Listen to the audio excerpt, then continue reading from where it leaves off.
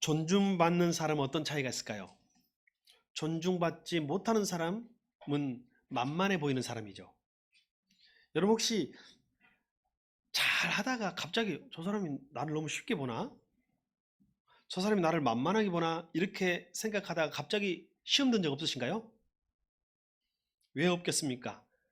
우리 모두 살아가면서 나는 잘한다고 잘했고 호의를 베풀었는데 그 호의를 당연하게 받아들이며 오히려 뻔뻔하게 나오는 경우 있던가요, 없던가요? 예. 말씀을 못 하십니까? 이따가 존중받는 사람의 차이는 바로 말하는 사람과 말하지 않는 사람의 차이예요.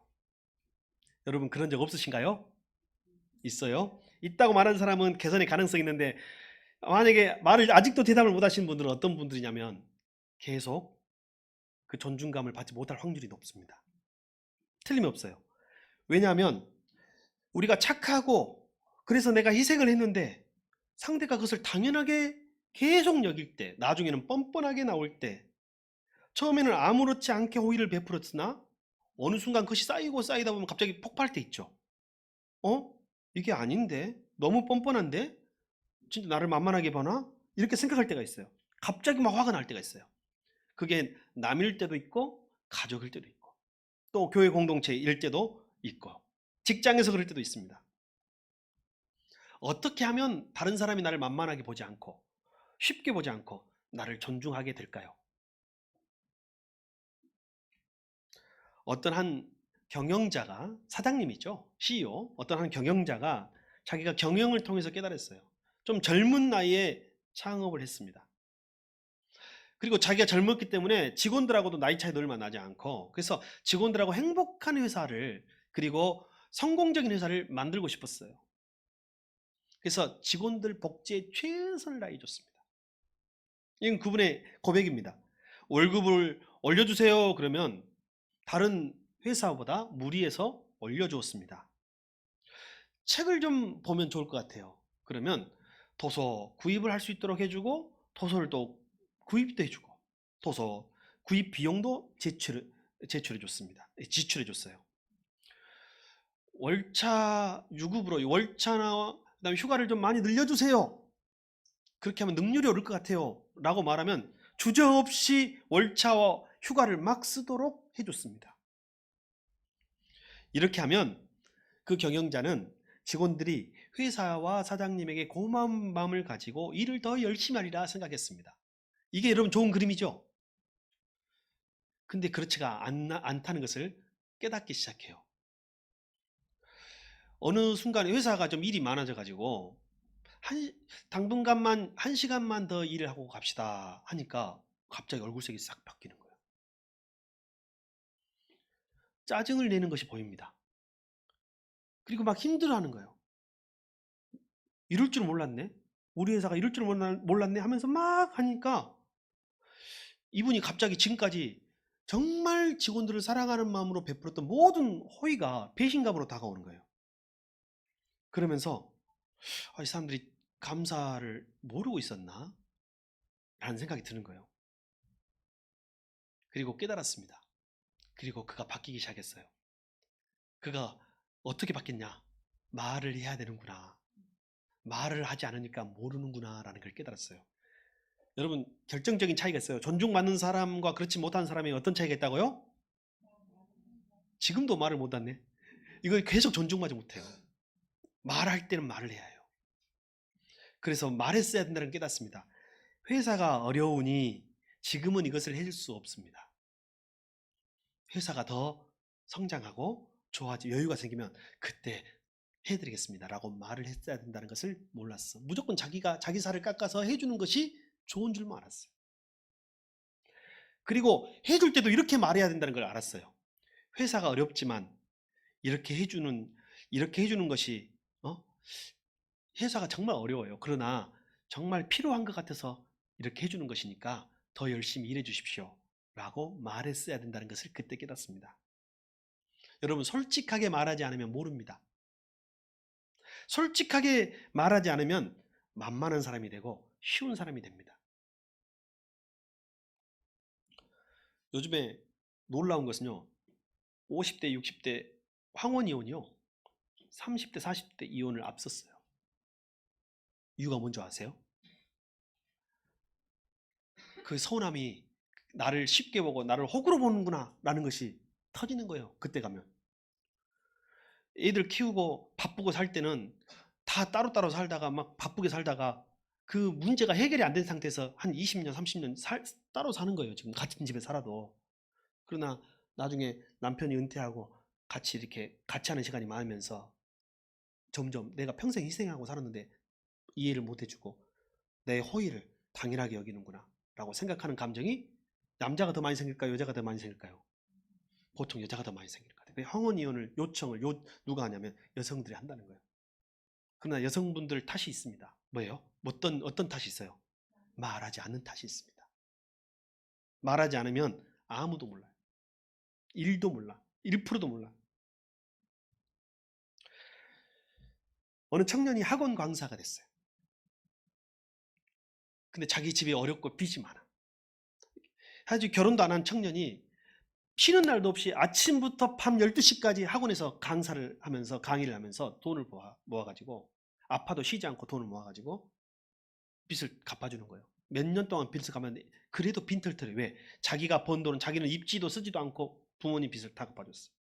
지금도 갖고 있고 끝이 없는 빚이에요. 근데 학원 원장이 보니까 그 청년 교사가 너무 불쌍한 거예요. 너 혹시 뭐 하는 돈이나 있니? 너 결혼하려면 장가 가려면 돈 있어야 되는데 좀 있어? 했더니 아니요, 다 우리 집 빚 갚고 없어요. 그러면 혹시 하나 물어보자. 내가 이런 경우를 많이 봤는데 너의 부모님이 고맙게 생각하니? 그래서 말을 못 하더래. 아니요, 당연하게 생각하시는 것 같아요. 이게 참 한국에서는 어려운 문제거든요. 저도 여기 부모님들이 많이 계시니까 어려운 문제지만 그 원장이 교사한테 이렇게 말했대요. 청년 교사한테. 이제 도와주지 마. 네가 너무 그것을 당연하게 도와주니까 당연하게 아시는 거야. 도와주지 마. 그리고 네가 얼마나 잠도 자지 않고 쉬지도 않고 네 몸을 갈아가지고 돈을 벌어서 그 돈을 갚아주는지 부모님이 아시니? 그런 말 어떻게 해요? 알아야 해. 그날 그 청년이 집에 찾아갔어요. 부모님한테 이제 도와드릴 수 없습니다. 저도 나이가 있는데 이제 자리도 잡아야 되니까 이제 도와드릴 수 없습니다. 어떻게 문제가 잘 풀렸을까요? 안 풀렸을까요? 뭐 나쁜 가정 같으면 거기서 파탄이 나겠죠. 네가 평생 키워준 거 이렇게 나오겠지만 부모님들이 성숙하신 분들이에요. 몰랐다. 네가 말을 안 해서 몰랐다. 미안하다. 지금까지 네가 이렇게 희생하면서 도와준 것을 몰랐다. 우리도 최대한 열심히 살아볼 테니 너도 너 살 길을 찾아라 하면서 좋은 해피엔딩이 됐고 이 청년도 예전 같지는 않아도 도움을 들었을까요? 안 들었을까요? 갑자기 끊기는 어렵죠. 문제는 행복하게 할 수 있다는 거예요. 부모님을 도와주는 것이 이제는 행복하게 할 수 있어. 왜? 부모님이 감사를 아니까. 감사한 마음을 갖고 있으니까. 여러분 자식들도 제가 조금 속상한 게 뭐냐면 속상했던 것이 뭐냐면 처음에 저희 아버지가 어느 순간 야 너희들 한 달에 얼마씩 다 걷어서 내라 그러더라고요. 걷어서 주라 그러더라고요. 그래서 다 그런 줄 알고 다 냈어요. 아버지가 늙었다는 생각이 언제 드냐면 항상 당당하게 요청을 했거든요. 야 이번에 얼마 필요하다. 딱 이렇게 하시면 또 자식들이 딱 걷어가지고 딱 드리고 있는데 어느 순간부터는 고맙다 고맙다 그런 말을 하시더라고요. 용돈을 보내드리면 고맙다 그래요. 제발 약한 마음 먹지 말고 옛날처럼 당당했으면 좋겠어. 자식 입장에서는 또 그때는 또 그러더라고요. 근데 고맙다는 단계가 넘어가니까 나중에 뭐라고 한 줄 알았어요? 미안하다. 돈 드리면 미안하다. 너희 살기도 힘들 텐데 미안하다. 그러시더라고요. 이게 사람이 서로 표현을 하고 말을 해야 해요. 소통을 해야 돼. 그래야 존중받아요. 말하지 않으면 알아주지 못하고 존중받지 못합니다. 이제 제가 목사로서 목회자들 가정을 이야기하기가 좀 어렵습니다만 제가 아시는 목사님 두 가정을 제가 좀 비교해 봤습니다. 한 목사님은 자식을 위해서 엄청나게 희생하시는데 목사님이 받은 사례비 플러스 빚 플러스 연금을 깨가지고 유학을 보냈어요. 진짜 자기 뼈를 갈아가지고 자식을 뒷바라지 한 거예요. 옆에 사람들이 나중에 어떻게 하려고 그래? 노후 준비는 어떻게 하려고 그래? 그거 필요 없어. 자기 미래를 팔아가지고 자식을 위해서 희생했어. 형편껏 도와야 돼, 자식도. 자꾸 이야기해도 그분들은 그게 안 되는 거예요. 여러분, 부모님으로서 그 마음 이해하시죠? 다 해주고 싶잖아요. 다 해주고 싶어. 그게 부모의 마음이에요.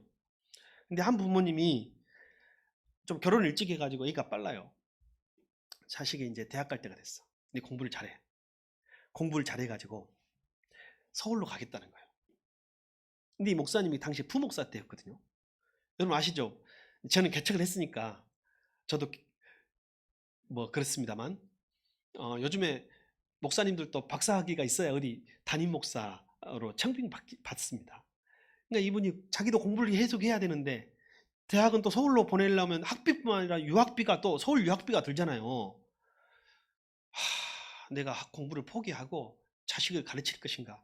내가 공부를 하면서 우리 아이들도 현실적으로도 이렇게 할 것인가를 고민하다가 이렇게 이야기를 했대요. 자기는 차마 그 말을 못했대, 미안해서. 근데 결단을 했다는 거예요. 얘야, 네가 목사 아빠 만난 죄로 아빠가 서울까지는 보낼 수가 없겠다. 광주에서 학교를 다니면 너도 발전을 하고 나도 발전을 해서 나중에 더 좋지 않겠냐 했는데 애가 막 울더래. 또 서울 가고 싶다고, 자기 공부 잘하니까 서울 가고 싶다고. 그때 부모 마음 어쩔 것 같아요? 찢어지지. 근데 그분은 그렇게 선택을 한 거예요. 미안하다. 그리고 공부를 또 잘하니까 또 목사님도 지금은 또 나중에 또 공부도 하시고 나중에 훌륭한 목사님이 되셨어요. 지금 목회를 참 또 잘하고 계셔요. 근데 그 서울로 가겠다고 한 딸이 지금 뭐가 됐냐면 광주에서 학교 나와가지고 교사가 됐습니다. 그 둘째 딸은 또 공무원이 됐어요. 아까 연금까지 다 깨가지고 유학 보낸 그 집 아들은 뭐가 됐을까요? 그 집알도 잘 됐어요. 9급 공무원이 됐어요. 근데 원래 의학 전문 대학원 보낸다고 막 공부를 시키고 막 하더니 결국 9급 공무원이 되는데 9급 공무원이 나쁘다는 말이 아닙니다. 근데 문제는 그 9급 공무원 된 아들이 부모님의 노후를 책임질 수 있을까요? 상당히 상식적으로 생각하면 자기 앞가름하기도 힘들 거예요. 지금 보니까 제일 좋은 그림은 아까 그 딸이 광주로 학교 가라고 했을 때 서럽다고 울었던 딸이 지금은 고맙다고 한대. 참 아빠가 그때 어려운 결정을 했는데 아빠 너무 고마워요. 그때 그렇게 하지 않았더라면 아빠도 힘들고 저도 힘들었을 것 같아요. 이게 뭐가 좋을지 물론 이 상황을 말하는 게 아닙니다. 말을 하는 것과 안 하는 것은 차이가 있어요. 솔직하게 말하는 것과 말하지 않는 것은 큰 차이가 있어요. 특히 가족끼리 솔직하게 말 못하잖아요. 그러면서 알아주기를 바라는데 우리 특별히 여성분들 말 안 하면 알아요, 몰라요? 또 말 안 하네. 여성분들에게 묻습니다. 말 안 하면 남편이 알아요, 몰라요? 몰라요. 나 아파도 아프다고 말해야 아는 거예요. 힘들면 힘든다고 말해야 되는 거예요. 그리고 앞으로는 이렇게 못 산다고 하면 미리 말을 해야 되는 거예요. 근데 남편들도 말 못하더라고요, 보니까. 남자는 말 못하. 남자가 말 못하는 게 있어요. 여자만 말 못하는 게 아니에요. 근데 서로 말을 해야 합니다. 말을 해야 존중받아요. 근데 말하지 못하면 무시받아요. 나를 만만하게 봅니다. 참고 희생했는데 상대가 전혀 알아주지 않을 때 갑자기 막 서운하고 억울한 감정이 몰려든다면 누구 잘못이에요? 누가 잘못했어요? 은혜를 모르는 그것이 또 잘못했지만 그 사람도 잘못했지만 말하지 않는 내 잘못인 거예요. 그래야 존중받아요. 오늘 성경에서 솔직함으로, 근데 여기서 제가 참 어려운 게 한국 사람들은 생색낸다고 생각할까 봐서 말을 못하잖아요. 그죠? 생색이 아니에요. 생색은 뭐예요? 자기가 한 것을 과장해가지고 말한 게 생색이에요.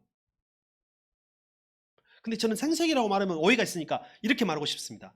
오늘 제가 이 단어를 하나 생각을 하느라고 굉장히 고심했습니다. 거룩한 솔직함. 시작. 거룩한 솔직함. 솔직하되 거룩한 솔직함을 갖자는 거예요. 그것은요, 오해가 없고 서로 생색이라 여기지 않고 서로 고맙고 감사하게 생각하고 서로 존중하게 되는 삶으로 우리를 인도합니다.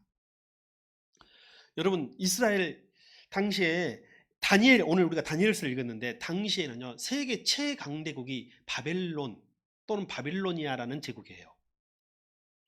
제국이어서 수많은 나라를 속국으로 삼고 있어요. 그리고 그 나라에 바벨론의 나라에 한 속국이 있었는데 아주 작은 유다라는 나라가 있었어요. 유다에서 똑똑하고 잘나고 배우고 한 사람은 벌모로 잡아갔어. 성경 그걸 포로라고 했어요. 벌모로 잡아가지고 바벨론 땅으로 딱 잡아갔어요. 그 중에서 지혜롭고 똑똑한 소년들을 뽑아가지고 특별히 제국을 위해서 훈련을 시킵니다. 제국이 왜 제국인 줄 아세요? 큰 나라들은요 인재를 양성합니다. 인재를 양성해요. 미국에 유학 보내기가 정말 돈도 많이 힘이 들거든요. 근데 어떻게 하냐면 인재라고 그들이 판단되면요 전 장학금을 다 줍니다. 유럽에 있는 강대국들은요 대학생들의 학비가 거의 무료입니다. 많은 유학생을 받아요. 그리고 상당히 무료에 가까운 아주 싼 값으로 훈련을 시킵니다. 우리나라도 많이 예전보다 좋아졌습니다만, 그래서 이 유다 출신 소년들을 인재로 등용을 해요. 수많은 나라에서 인재들을 등용해 가지고 왕궁학교에서 왕립학교죠. 왕립학교에서 교육을 합니다.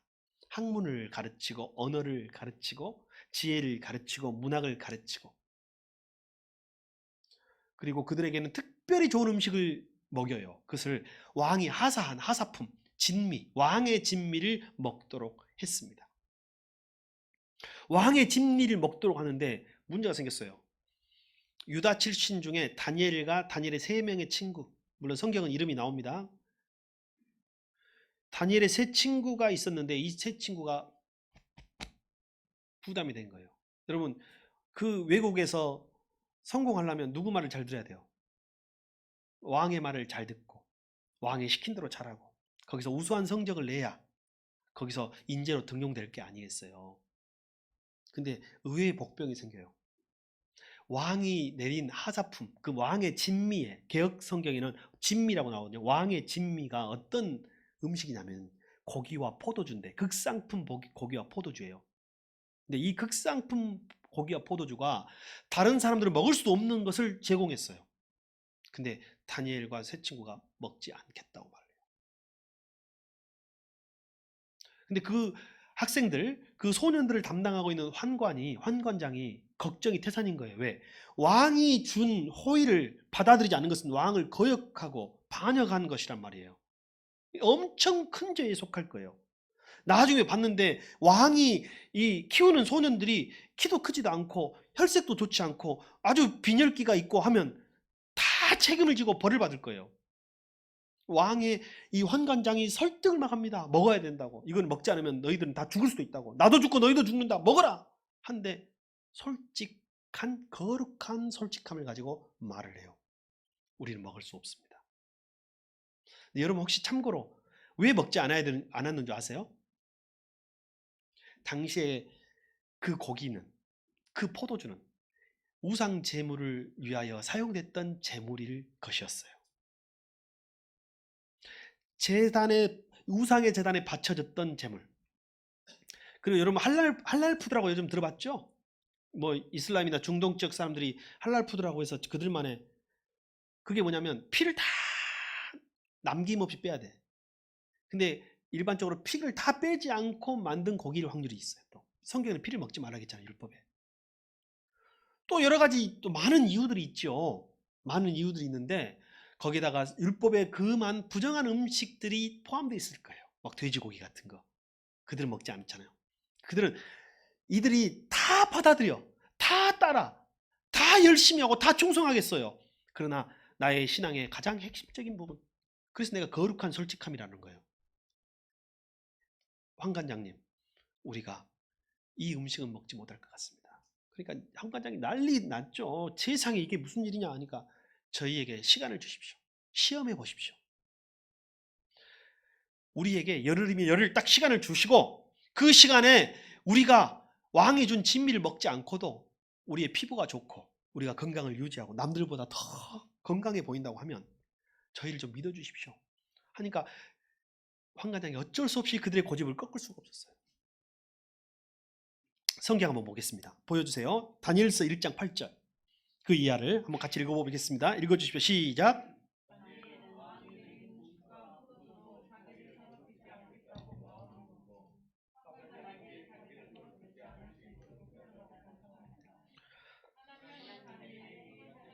호의와 동정을 받도록 해 주셨다. 환관장이 다니엘에게 말하였다. 너희가 먹고 마실 것을 정해 주신 분은 나의 상전이신 임금님이시다. 임금님께서 너희의 얼굴이 너희와 같은 나이의 젊은이들보다 더 상해 있는 것을 보게 될까 두렵다. 그렇게 되면 너희 때문에 내 목숨이 임금님 앞에서 위태롭게 될 것이다. 이런 상황인 거예요. 이런 상황에서 말 않고 있는 것이 아니고 어떻게 말했다고요? 못 먹겠습니다. 제가 다른 건 다 하는데 이것은 내 신앙과 신념에 관한 것입니다. 내 정체성에 관한 부분입니다. 그러나 제가 다른 부분은 다른 소년들보다, 다른 민족의 소년들보다 더 열심히 최선을 다하겠습니다. 이런 사건이 있은 후 하나님이 그들을 높이십니다. 무조건 오케이, 됐어요. 무조건 예스맨이 되는 것을 싫어했어요. 다 예스하지만 중요한 거룩한 것에 대하여만큼은 노라고 말했던 거예요.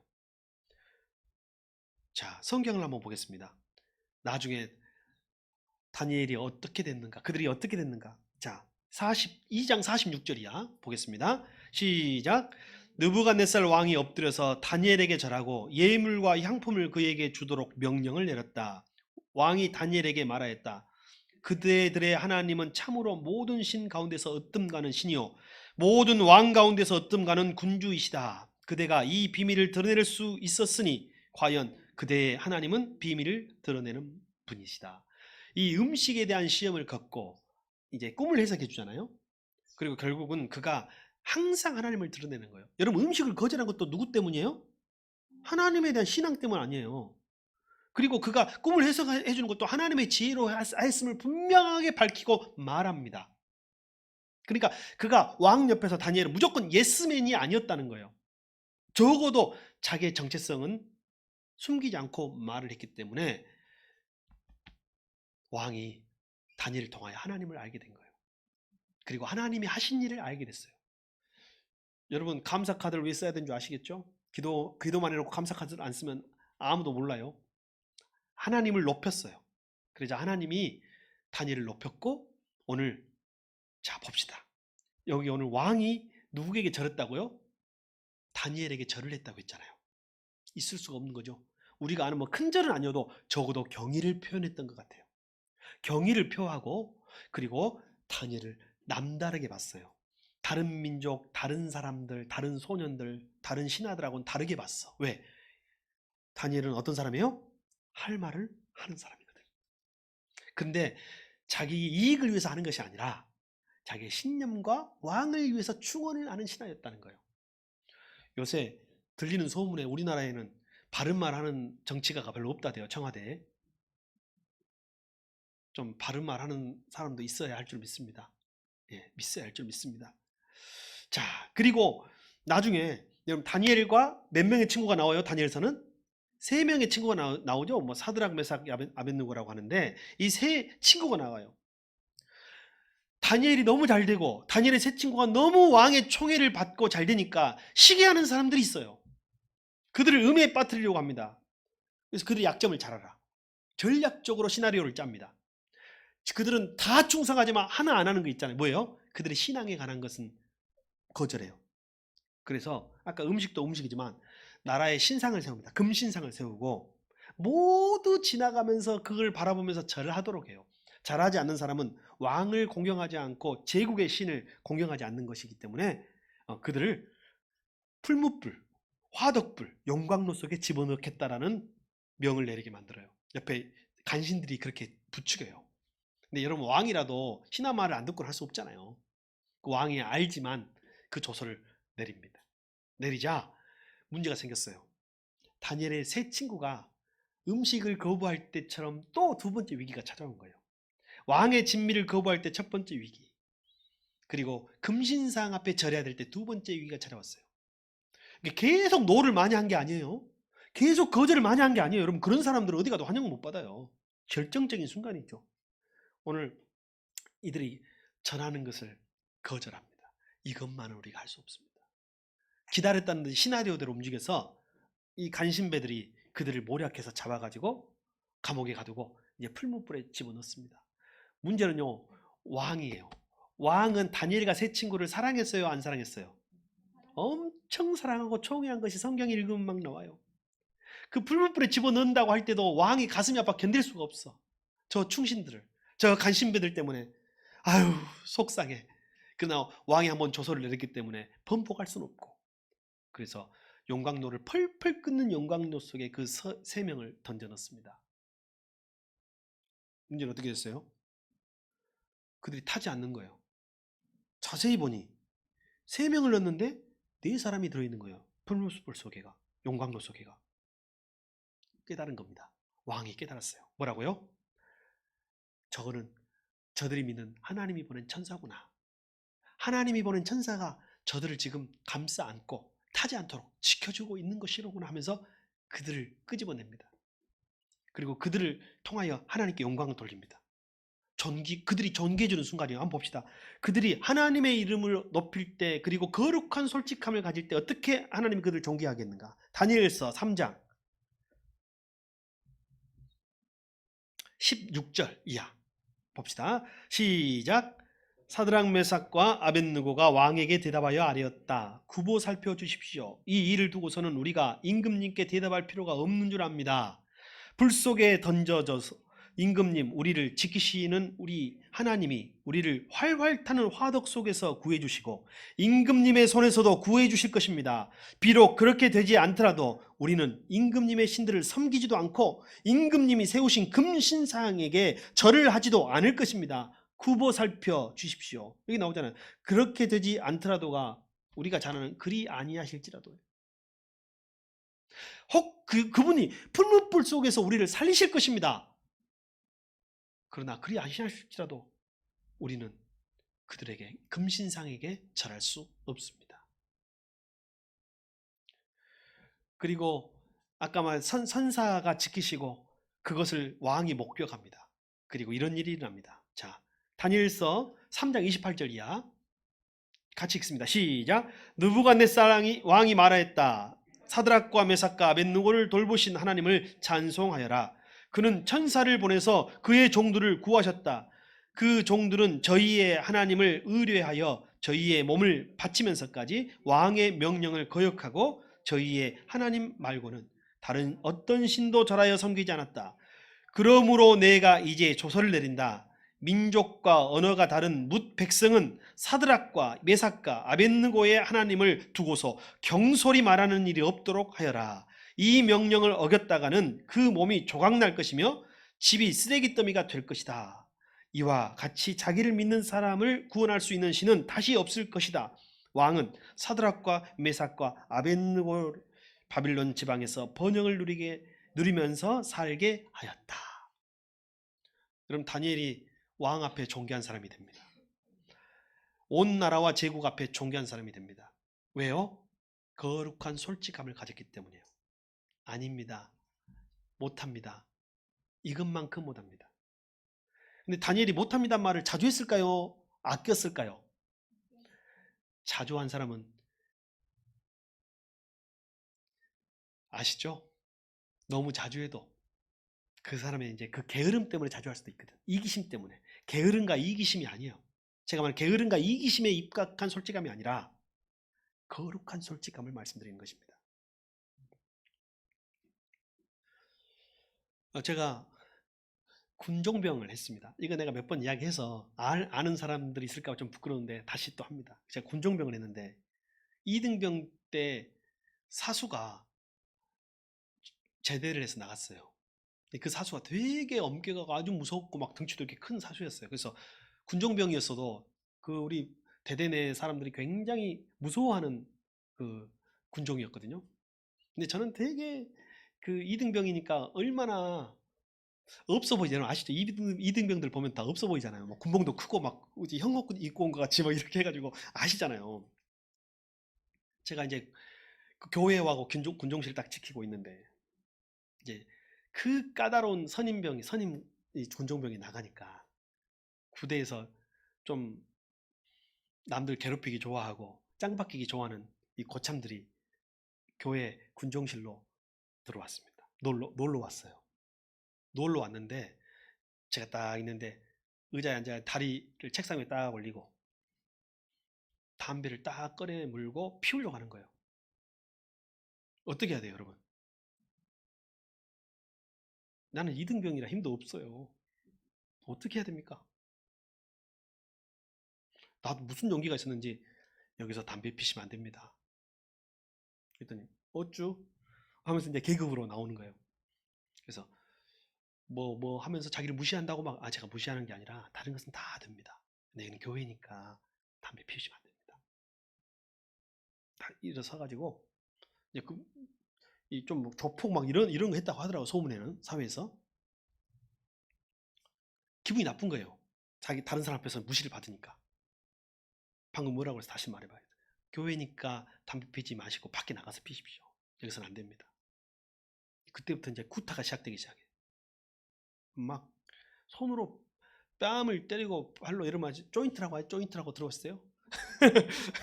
왜 그걸 조인트라고 하는지 모르겠어요. 아무튼 그 워크볼로 막 조인트를 까는 거예요.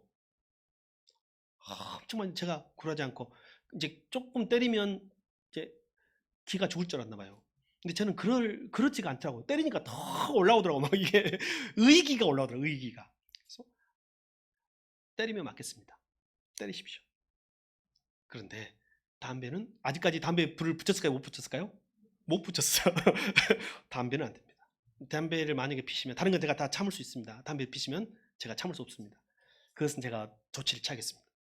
얘도 못하는 거예요. 그 친구도 누가 신고를 했어요. 막 소대장이랑 주임원사랑 막 뛰어왔어. 그 교회를 세운 사람이 대대장님이셨거든요. 그러니까 대대장님이 아끼는 교회인데 만약에 군종병을 구타하고 거기서 담배 피웠다 하면 다 줄줄이 한 5명은 영창 가게 생긴 상황이에요. 그래가지고 이제 난리가 뒤집어졌습니다. 대대장님께는 보고가 안 됐지만 뒤집어져 가지고 거기서 막 조서 같은 거 막 쓰고 막 무릎 꿇고 손 들고 있으라고 막 손 들고 옛날에는 그랬어요. 요즘은 안 그렇습니다. 하고 저는 얼굴이 다른 데는 뭐 안 보이니까 얼굴이 이제 빡 누가 봐도 이만큼 부었어요. 맞아가지고 그 순간에 제가 아까 그랬잖아요. 뭐만 안 하면 된다고 했어요. 제가 다른 건 다 해도 때려도 좋은데 담배는 안 됩니다. 근데 그분들 결국은 담배를 안 폈잖아요. 그죠? 제가 저도 이제 주임원사님이 저를 달리려고 혹시 제가 이제 소원술이라도 하면 이제 대대가 뒤집어지게 생겼어요. 저를 달리려고. 근데 자기도 어쩔 수 없다는 걸 아는 거예요. 근데 제가 이제 거기서 어떻게 결정을 했냐면 이제 거룩한 솔직함. 제가 아까 담배만 안 피우면 된다고 했습니다. 이분들이 담배는 안 피웠으니까 없는 걸로 하십시오. 없는 걸로 해주십시오.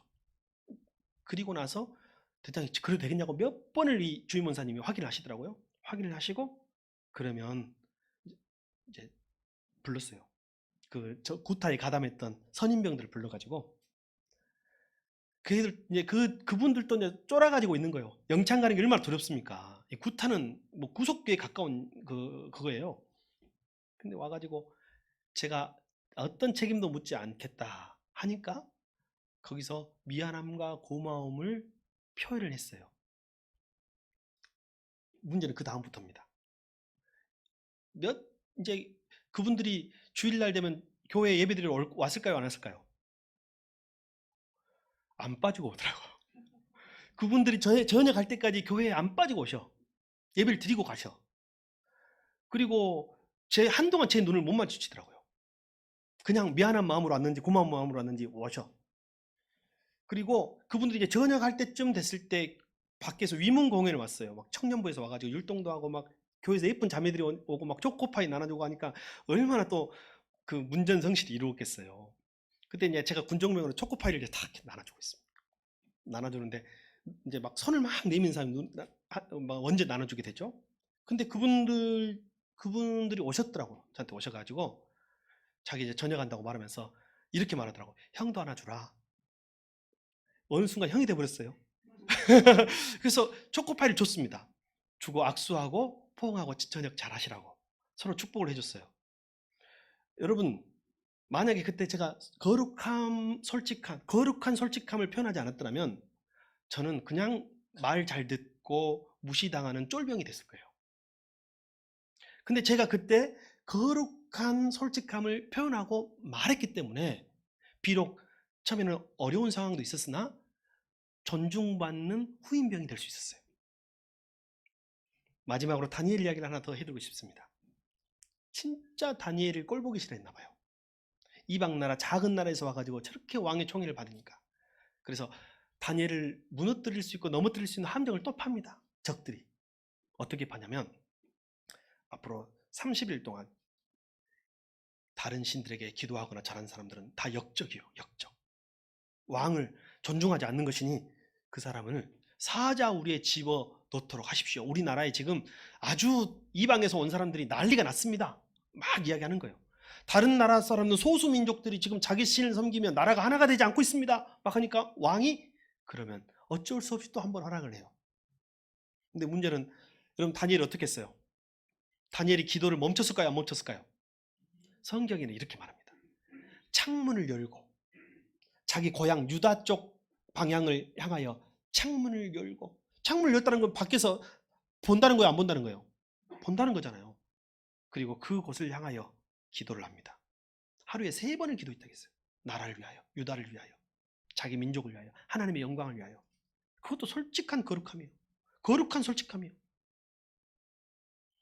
근데 이게 참 어쩔 수가 없이 그 음모자들이, 그 적들이 다니엘의 올가미에 이제 딱 증거를 잡아가지고 고발을 합니다. 왕의 명령과 조서를 어기고 다른 신에게, 자기 신들에게, 소수 민족의 신에게 절을 한, 기도한 역적이요 하며 잡아왔습니다. 사자 우리에 던져 넣었어요. 근데 왕이 가슴이 아팠어요, 안 아팠어요? 왕이 사자 우리에 던져 넣어놓고 혹시 다니엘이 죽을까 봐서 안절부절하는 거예요. 이게 존중받은 사람이에요. 왕에게 존중을 받고 있잖아요, 다니엘이. 가가지고 다니엘아 다니엘아 이름을 부르는 거예요, 굴 속에서. 그러면 다니엘이 예, 저 아직 살아있습니다. 다행이다 다행이다 하다가 결국은 사자가 다니엘을 잡아먹었어요, 못 잡아먹었어요? 못 잡아먹잖아요. 못 잡아먹으니까 이제 왕이 깨달은 거예요. 아, 저것은 하나님이 지켜주셨어. 아까 불문불에서도 천사가 와가지고 지켜줬잖아요. 분명히 사자 입을 하나님이 막으셨구나. 내가 이제는 절대로 다니엘을 그리고 그의 하나님을 모독하지 않겠다. 그리고 나서 다니엘을 사자굴에서 빼줍니다. 그리고 그를 음해했던 자들을 사자굴에 던져넣습니다. 근데 아마 바닥에 그 함정처럼 땅 속에 있었나 봐요. 성경에 어떤 표현이 나오냐면요, 그 다니엘을 음해했던 이들을 던져 넣었는데 그들이 땅에 떨어지기 전에, 땅에 닿기 전에 몸이 찢겨나갔다 그랬어. 그 사자가 원래 순한 사자가 아니었던 거예요. 사납고 굶주린 사자였음에도 하나님이 다니엘을 지켜주셨던 거예요. 근데 아마 다니엘은 그런 마음이 있었을 거예요. 아까 세 친구처럼. 한번 해봅시다. 그리 아니하실지라도 감사해요. 이 마음이 있었을 거예요. 다니엘은 거룩한 솔직함을 갖고 있었어. 다니엘이 존귀하게 된 것입니다. 저는 저와 여러분이 존경받는 그리스도인이 되기를 바랍니다. 존경까지는 아니더라도 우리는 존경하면 나이가 좀 있어야 되니까 존중이라고 합시다. 저와 여러분이 존중받는 그리스도인이 되기를 바랍니다. 여러분이 존중받는 아내가 되기를 바랍니다. 여러분이 존중받는 남편이 되기를 바랍니다. 그러려면 어떻게 해야 돼요? 거룩한 솔직함이 있어야 돼요. 숨기고 말 안 하면 아무도 몰라요. 거룩해지지 않고 존중받지 못해요. 말할 때는 지혜롭고 솔직한 그리스도인이 돼야 돼요. 지혜롭고 솔직해야 돼요. 아까 지혜롭다는 게 뭐냐, 아무 때나 자기가 하고 싶은 말을 막 계속 직언이랍시고 하면 그 사람 어떻게 해야 돼요? 그 사람 존중받지 못해요. 그 사람은 수명이 더 짧아질 뿐이에요. 이 결정적인 순간에 참아야죠. 그래서 거룩한 솔직함이라고 말씀드리는 것입니다. 저와 여러분이 지혜롭기를 바랍니다. 저와 여러분이 솔직하기를 바랍니다. 저와 여러분이 절대로 양보할 수 없는 그 한 가지가 있는, 마지막 보루가 있는 그리스도인이 되기를 바랍니다. 또 하나, 그러나 솔직하고 거룩한 사람이 되어야 하지만, 지혜롭고 솔직한 사람이 되어야 하지만 게으르고 이기적인 솔직함은 존중받지 못한다는 거예요. 게으르고 이기적인 솔직한 뭐예요? 자기가 하기 싫어가지고 솔직한 거예요. 그 있잖아요. 그 꼴보기 싫은 사람들, 조직에서 꼴보기 싫은 사람이 있죠. 공동체에서. 굉장히 이기적으로 자기 실적만 딱 챙겨먹고 말 잘해가지고 있어요, 없어요? 그런 사람은 존중받지 못합니다. 벌써 여러분도 안 좋아하는 거 존중 안 하고 있는 것 같으시군요. 그런 사람들 보니까 말투가 있어요, 있어요 하는 것이 벌써 존중하지 않는 것 같아요. 게으르고 이기적인 솔직함은 안 됩니다. 그러나 우리의 솔직함은 지혜롭고 솔직한 거룩한 솔직함이어야 합니다. 제 예전에 그 학부 때 민속학을 배웠어요. 민속학. 근데 민속학은 지금 민속학 전공자들 있지만 예전에는 국문학 했던 분들이 민속학 많이 했던 것 같아요. 그래서 그 민속학 가르치러 오셨던 저희 신학교에 출강하셨던 교수님이 제 기억에는 아마 국문학 전공했지 않았을까 싶어요. 근데 그분 매제가 목사라고 알려주시더라고요. 민속학은 우리 한국의 전통에 대해서 많이 배우는 거거든요. 목사가 한국 전통 문화, 시골에서 목회하고 이런 분들도 있으니까 알아야죠. 그분이 이런 말 하시더라고요. 우리나라 풍습의 전통에는 빈 그릇으로 돌려보내지 않는 전통이 있습니다. 누가 먹을 것과 음식을 그릇에 담아주면 빈 그릇만 주는 경우는 없다는 거예요. 여기서 그런 사람은 존중받지 못합니다. 절대로 다른 것이라도 담아서 보내십시오. 여러분들이 목회자로서 성도들이 여러분을 섬길 때가 있을 것입니다. 절대 빈 그릇으로 돌려보내지 마십시오. 자기 매제 예를 들더라고요. 누군지도 몰라요. 제 그 매제가. 시골에 할머니 우리 권사님들이 막 농산물 막 김치 막 이런 거 있잖아요. 뭐 오이 이런 걸 막 바구니에나 이렇게 담아가지고 준단 말이에요. 그러면 그분 드릴 게 없으니까 손자들 드리라고 지우개, 연필, 공책, 노트를 잔뜩 쌓아놓고 올 때마다 그 담아갖고 드리는 것을 봤는데 참 보기 좋았더라. 여러분이 존중받고 싶으면 빈 그릇으로 다시 돌려 보내지 마십시오.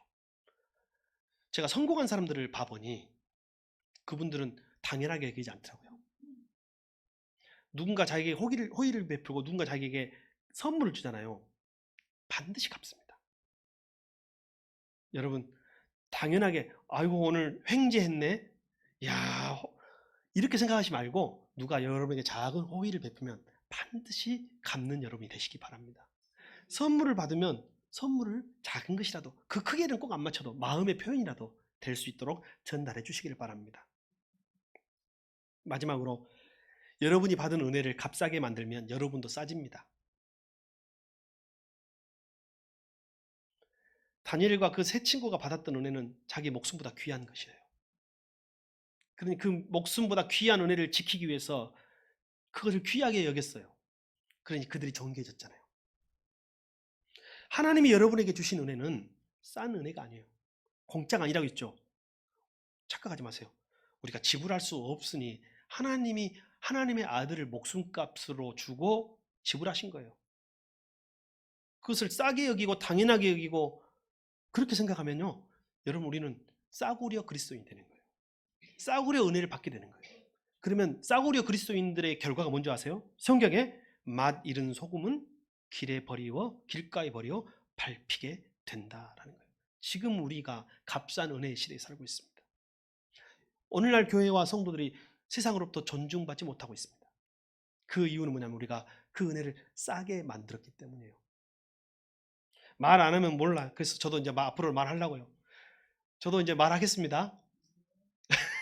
그러니까 말할 수 있을 때는 말하도록 하겠습니다. 여러분, 제가 왜 말하려고 하냐면요.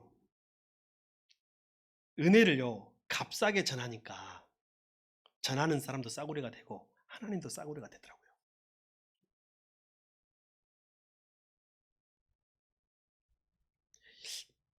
자식들도 똑같아요. 부모가 피와 땀과 온 희생을 다 해가지고 자식을 가르치는데 그것을 너무 값싸게 줘버리잖아요. 그러면 다 값싸게 돼버리는 거예요. 부모도. 목사가 메신저잖아요. 그리고 여러분 그리스도인들은 복음을 전하는 메신저잖아요. 여러분이 복음을 싸게 전하잖아요. 착한 것이 좋은 것이 아니에요. 착한 거하고 다른 문제 이거는.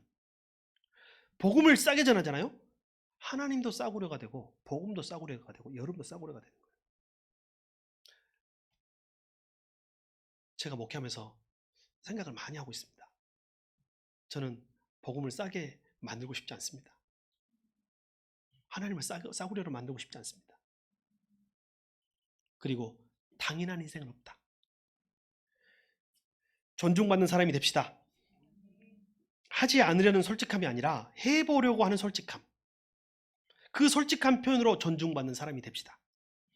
은혜의 가치를 인정하여 나의 가치도 인정받는 성도가 됩시다. 은혜를 값싸게, 은혜를 당연하게 전하면 하나님도 그 전하는 메신저도 싸지고 만만해지는 것이죠. 진정한 십자가와 나를 위한 희생의 가치를 참으로 전하는 그리스도인이 됩시다.